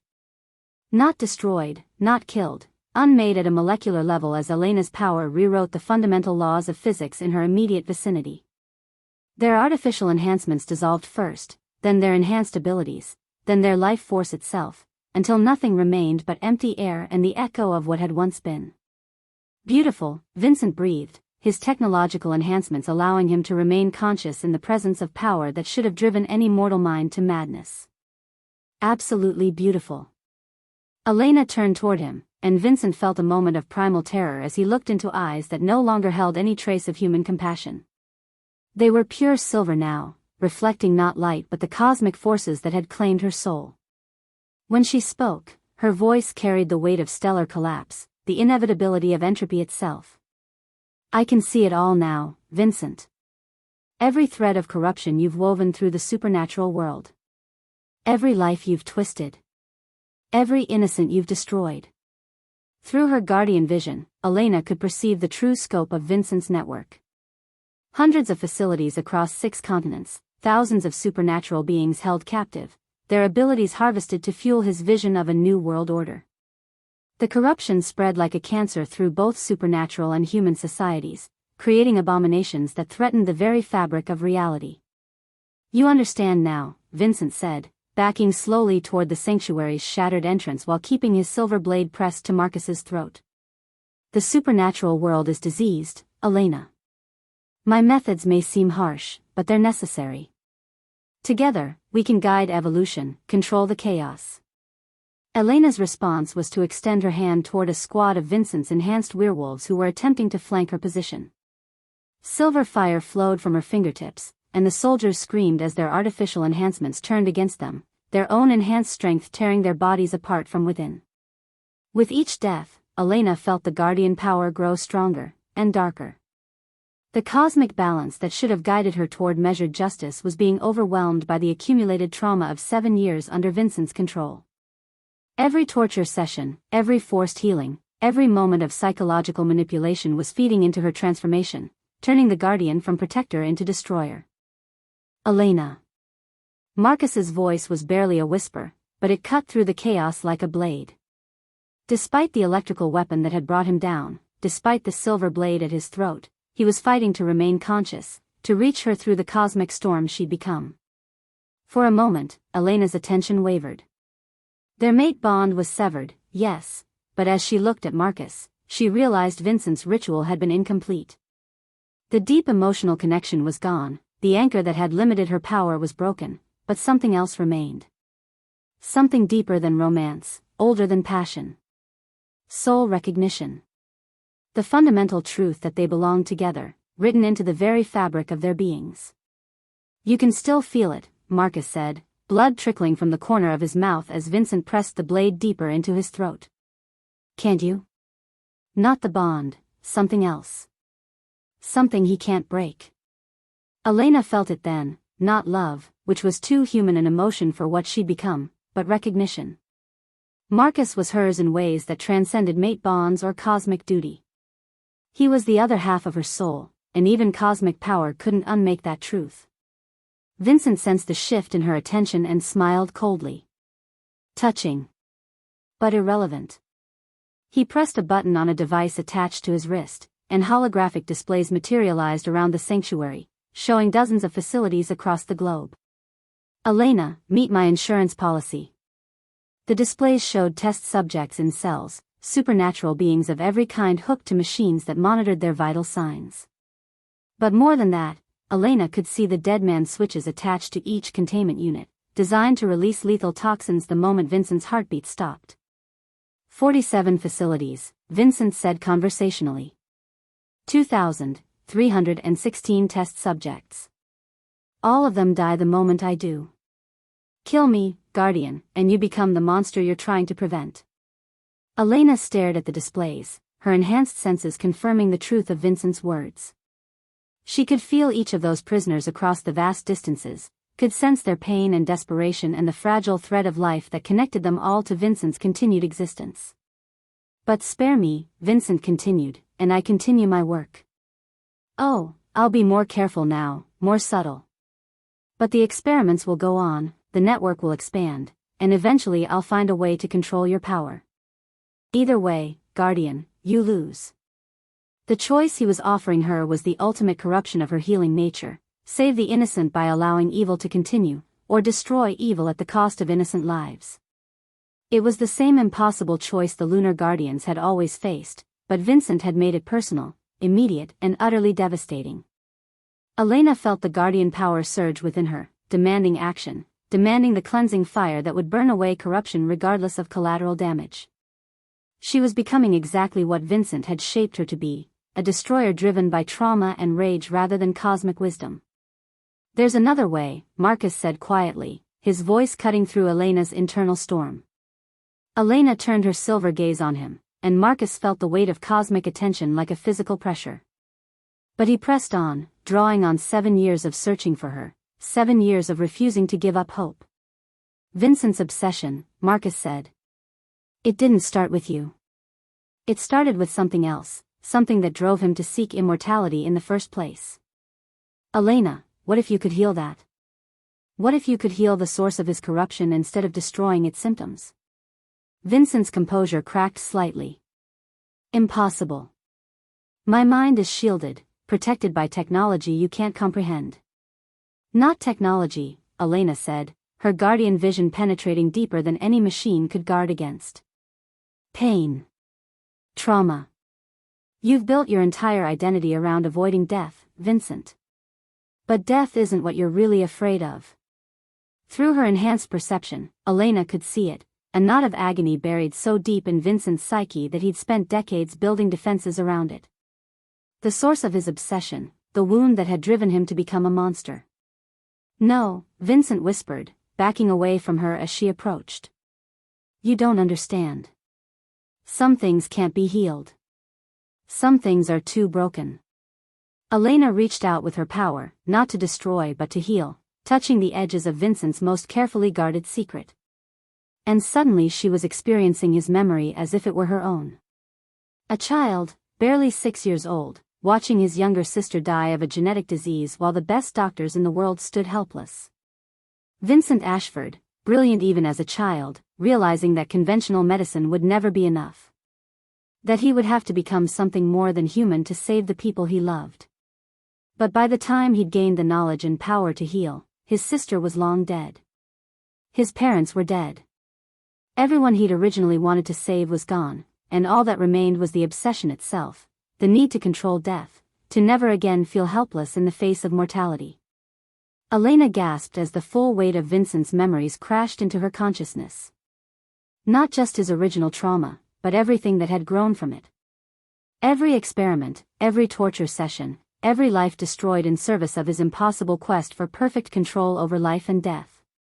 She experienced it all, the gradual erosion of his humanity as he convinced himself that the ends justified any means, the way he'd learned to see other beings as resources rather than people, the inexorable descent from brilliant scientist to cosmic-level monster. I can heal this, Elena said, her voice carrying both compassion and terrible determination. I can reach the original wound, heal the trauma that started it all. But Vincent. The cost, Marcus said, understanding immediately what she was risking. Elena, if you experience all of his memories, all of his crimes. It will corrupt my power permanently, Elena finished. I'll save his victims, stop his experiments, but I'll never be able to heal again. Only harm. Only destroy. Vincent struggled against her power as she delved deeper into his psyche, but his technological defenses were useless against abilities that operated on a cosmic level. You don't understand, he pleaded. If you see what I've seen, experience what I've done, it will break you. The guardian power will turn completely dark.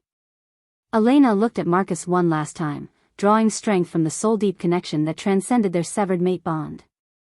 Some prices are worth paying, she said. And then she plunged into the depths of Vincent's corrupted mind. The healing was unlike anything Elena had ever attempted. Instead of taking physical pain into herself, she was absorbing decades of psychological poison, every moment of callous cruelty, every decision to value knowledge over compassion, every time Vincent had chosen power over humanity.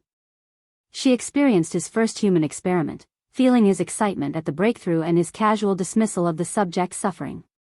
She lived through years of escalating atrocities, each one easier than the last as Vincent's empathy withered away to nothing. Most horrifying of all, she felt his genuine belief that he was saving the world, that his vision of controlled evolution was worth any price in suffering. The poison of his memories flowed into her like acid, burning away the last vestiges of her healing nature and replacing it with something dark and destructive. But it worked. She found the original trauma, the moment of helpless grief that had set Vincent on his path, and she healed it. Vincent collapsed to his knees as Elena's power unraveled decades of psychological armor, forcing him to confront the original pain he'd been running from since childhood. The dead man switches deactivated as his obsession dissolved, his facilities worldwide going into automatic shutdown as the driving force behind his network simply disappeared. Across the globe, thousands of test subjects found their cell doors opening, their restraints releasing, their freedom restored by the healing of one man's ancient wound.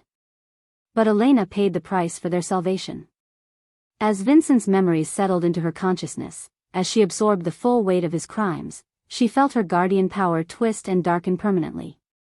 The cosmic balance that should have made her a protector was corrupted beyond repair, turned into something that could only destroy. When the healing was complete, Elena stood alone in the ruined sanctuary, her body wreathed in silver fire that no longer held any warmth. Vincent lay unconscious at her feet, finally free from the obsession that had driven him to become a monster but broken by the weight of what he'd done in service to that obsession. Marcus struggled to his feet, moving toward her despite the danger he could sense radiating from her transformed power. "Elena," he said carefully. "How do you feel?" Elena looked at her hands, watching dark silver fire dance between her fingers. When she touched a flowering vine growing through the sanctuary's broken wall, it withered and died instantly.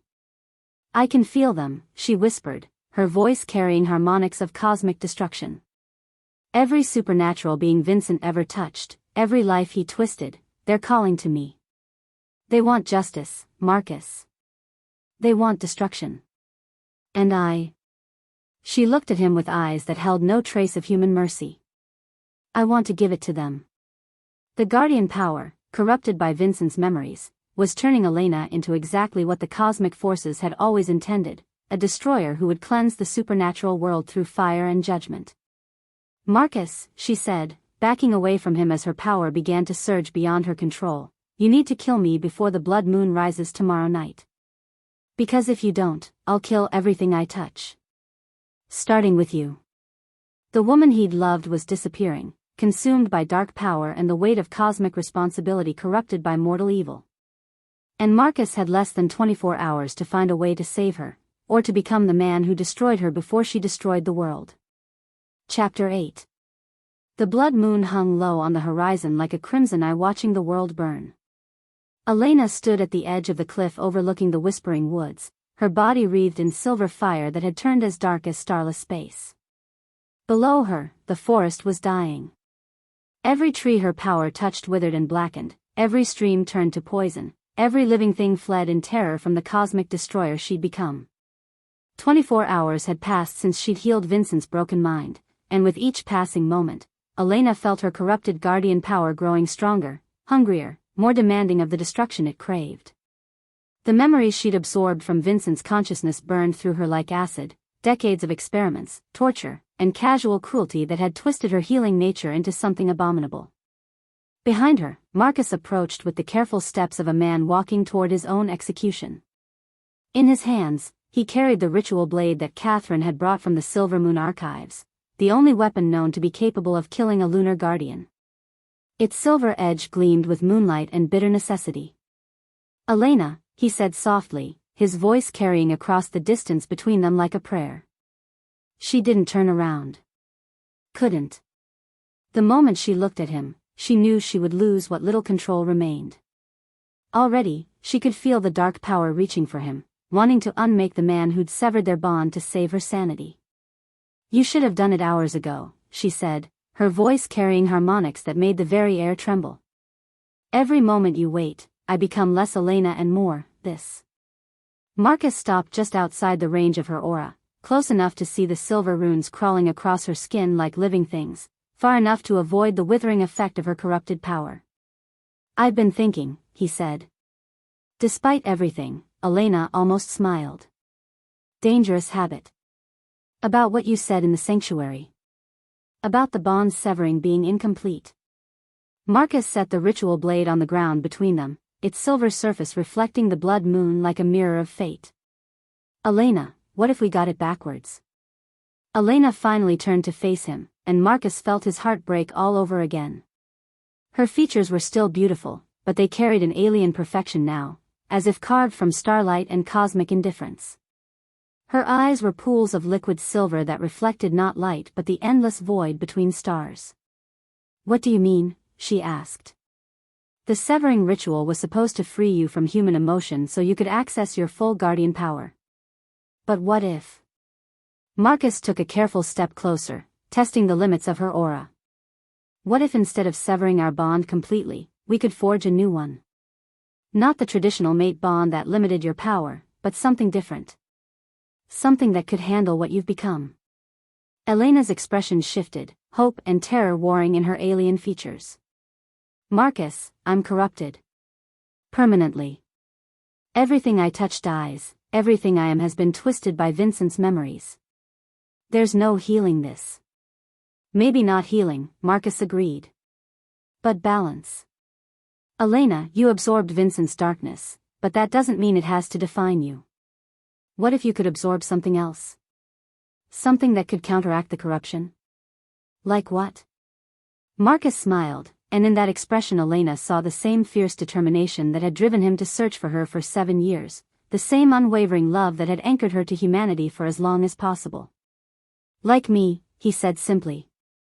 Elena's power surged in response to her emotional spike, dark silver fire exploding outward in a wave that turned the grass beneath her feet to ash. "No. Marcus, you don't understand. If you try to bond with me now, the corruption will flow into you. You'll become like me, a destroyer, a monster."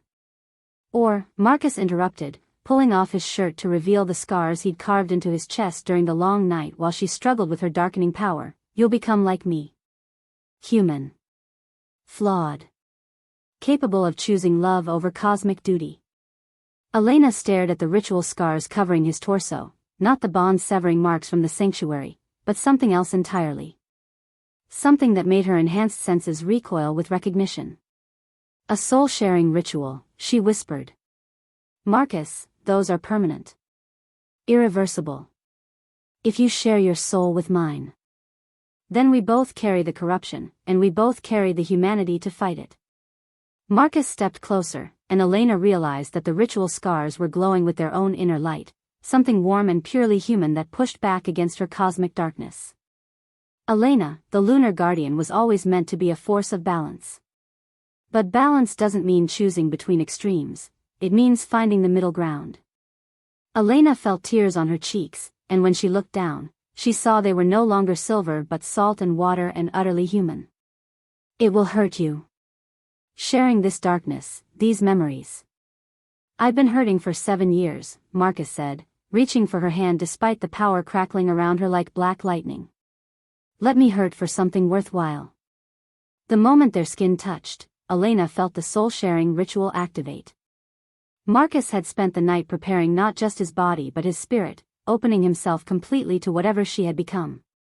The connection that formed between them was nothing like their original mate bond, it was deeper, more fundamental, a joining at the level of essence itself. Elena gasped as she felt Marcus's memories flowing into her consciousness, not the clinical horror of Vincent's experiments, but the warm weight of human experience. 7 years of searching for her, driven not by obsession but by love. 7 years of refusing to give up hope, of believing in her goodness even when everyone else said she was dead. And more than that, she felt his acceptance. Marcus had seen what she'd become, understood the full scope of her corruption, and chosen to bind himself to her anyway. Not because he thought he could fix her, but because he loved all of her, darkness and light together.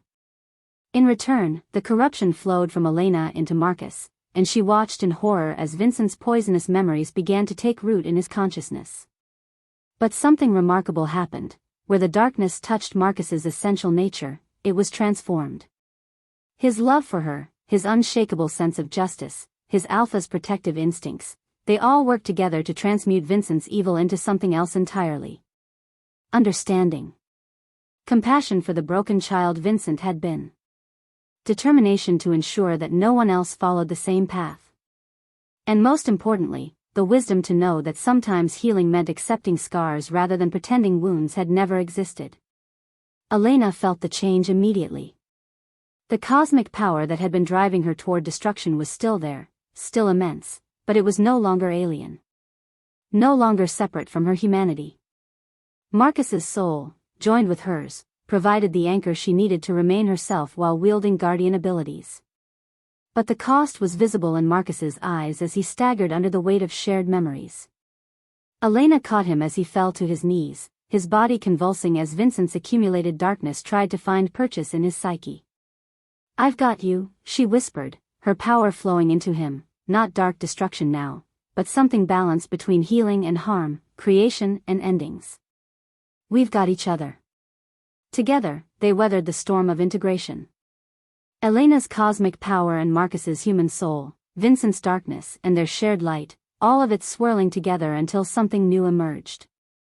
Not the pure cosmic force the lunar guardian was meant to be, and not the simple werewolf alpha Marcus had been born as, but something unprecedented. A balanced partnership that could wield both creation and destruction with wisdom instead of cosmic indifference. When the joining was complete, they stood together on the cliff as the blood moon reached its zenith. Elena's power still crackled around them, but it was silver-white again, carrying warmth alongside its terrible potential. Marcus stood beside her, his eyes now flecked with the same silver that marked her as guardian, but still fundamentally human in their expression. "So," Elena said, testing her abilities by touching a withered tree and watching it bloom back to life, "what do we do now?"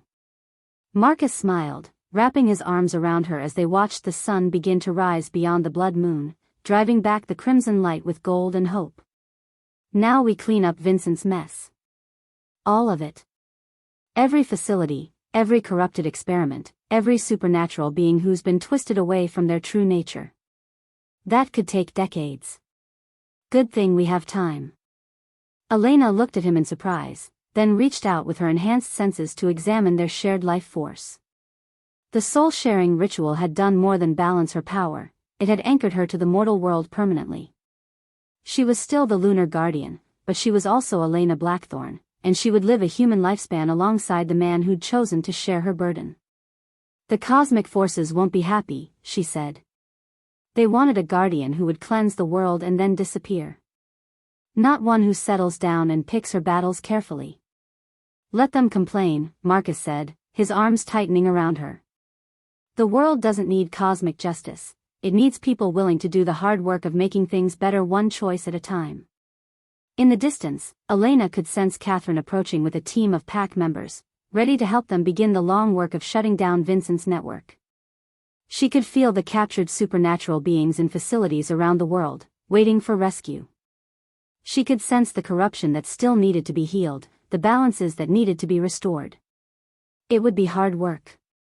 Dangerous work. Work that would test them both in ways they couldn't imagine. But for the first time since her awakening, Elena looked forward to the future instead of dreading it. "Ready to save the world?" Marcus asked. Elena smiled, her hand finding his as their shared power settled into a rhythm that felt like coming home. "Ready to heal it," she corrected. one heart at a time. As the blood moon finally set and dawn painted the sky in shades of hope, Elena and Marcus walked hand in hand toward their new destiny. Not cosmic destroyers or pure healers, but something better, partners in the endless work of choosing love over fear, creation over destruction, balance over extremes. Behind them, the whispering woods began to bloom again, life returning to the places where Elena's corruption had spread death.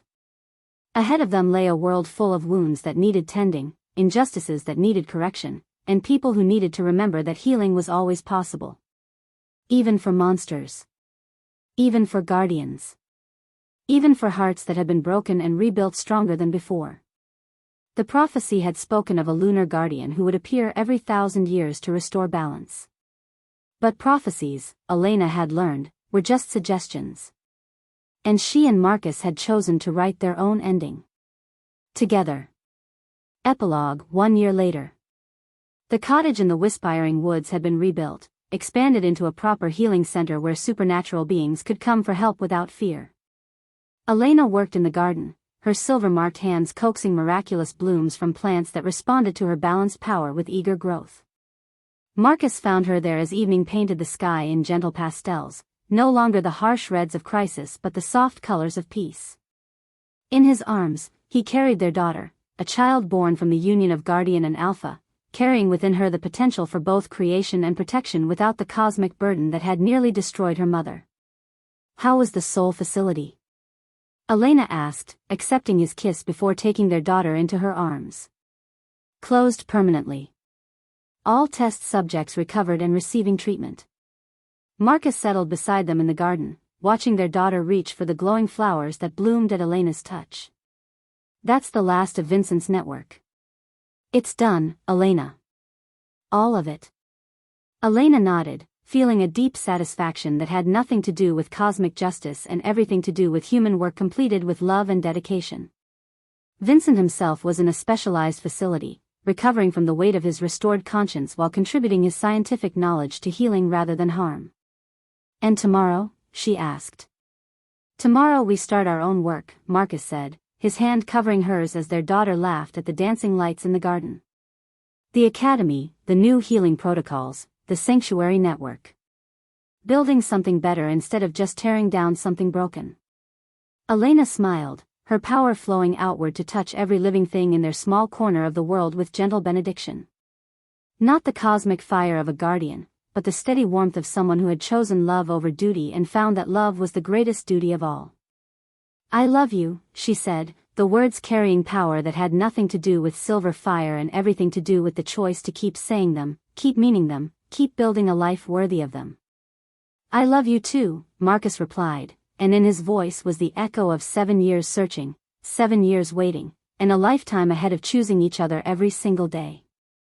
Above them, the moon rose full and silver, its light blessing a world that had learned to balance darkness and hope, destruction and creation, cosmic power and human love.